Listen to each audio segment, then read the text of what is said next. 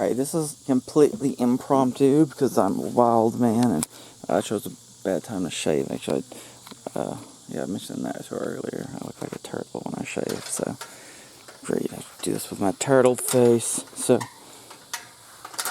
oh, and since we're on, I mentioned turtle. Here's a factoid of the day. The Turtle Club scene from, what is that, the Master of Disguise, that was filmed on 9/11, so, yeah, the more you know. Anyway, I'm going to read a poem by Sofia Suicide Wallace. I hope she doesn't mind me crediting her as that.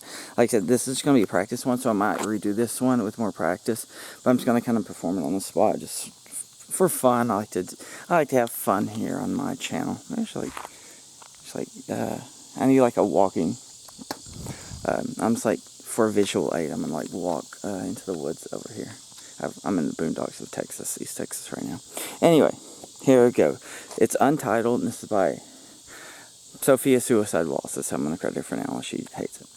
She tasted twilight amongst black stars gleaming. Everlasting night, she stared in his eyes.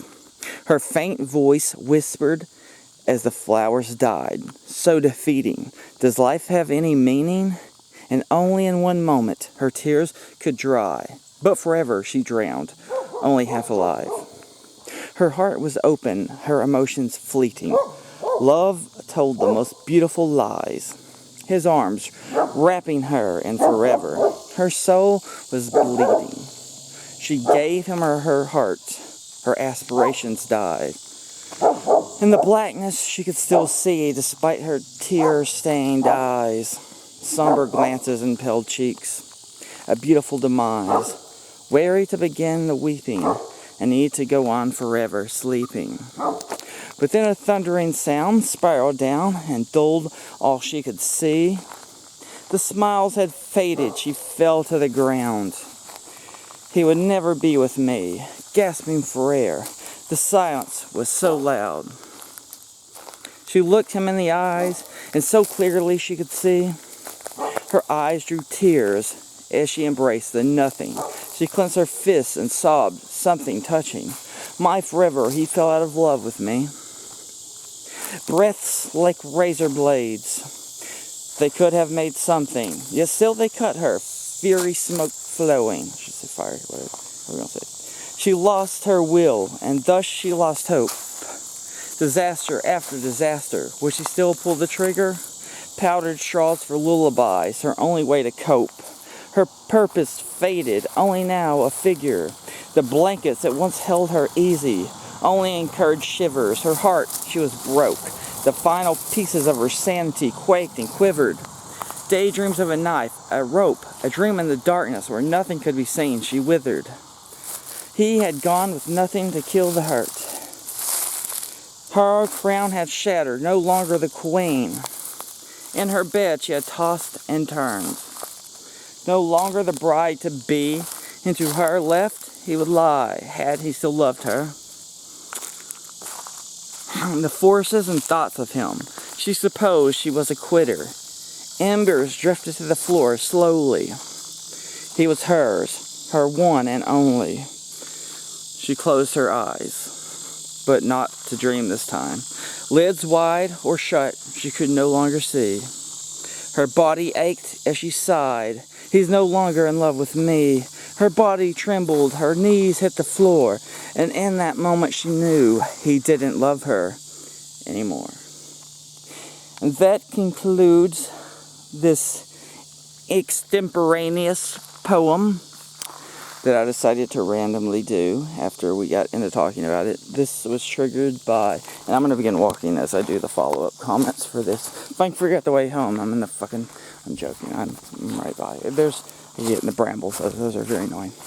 I'll zoom in, I'm going to try to zoom out actually, so you can see this gluttonous, unpulchritudinous, muy feo face. Anyway, alright, so I was telling her I started a poem yesterday, and I just started meandering with it, and like, she said, you know, I should hold on to that and rewrite it, you know, keep it. And in some cases I do, but for the purpose of the poem I was writing, I just don't think that's a bruise there.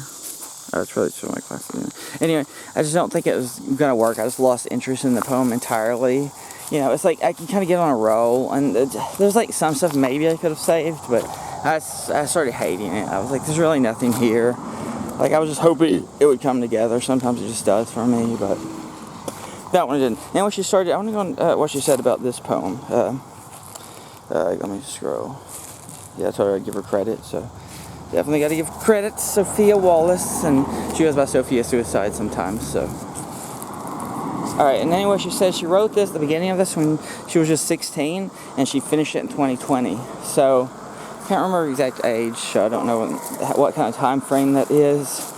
But I really haven't even done that kind of long form in my writings. The longest just writing, I have a poem actually from like 2016 that I never finished, but I've hardly worked on that at all because it's probably garbage, to be honest.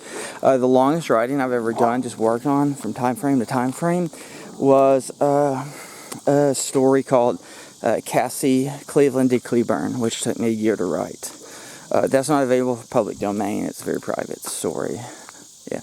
Anyway, I wrote that from exact date. It was exactly a year. I started it on May the 1st, 2013. I finished it May the 1st, 2014. There was a timeline for the Micah story where I finally finished it in 2010, and I believe I started writing that in like 2006 or not. I didn't start writing it, but I started timelining it, or like, what do you call it? Not timelining, writing an outline for it. And what happened was, I was like, man, this is before I'd ever written anything. I wrote a timeline for it, and I was, goddamn, why do I keep saying fucking timeline? It's not a fucking timeline. Okay, it's an outline. Okay, and here's my cancel culture shirt. I'm based as hell. All right. Anyway, and I locked my keys in my trunk today, like an idiot.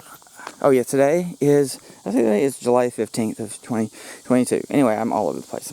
My brain just intruding thoughts. There's, it's like intruding, rambling, just, whatever you want to say. All right, damn it, now I lost where I was going to finish off, so I don't want this to be more blah than poem, but it will be, but I don't care. Whatever, this is an experimental channel, okay, brother? Woo! All right, what am I doing again? All right, I needed something I was going to end on. All right, there's cars that probably run me over. They're like, what are you doing in the street? You fucking... I'm in the boondocks. I got my LGBTQ plus. I got my alphabet. Alright. But what was I going to end on? God damn it. I had a point. Oh, yeah.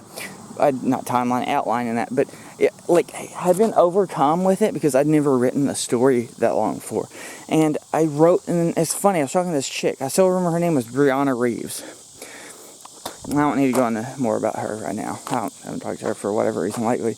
I won't get that. So, I had that story in my head where I was like, oh man, I'll write the story one day.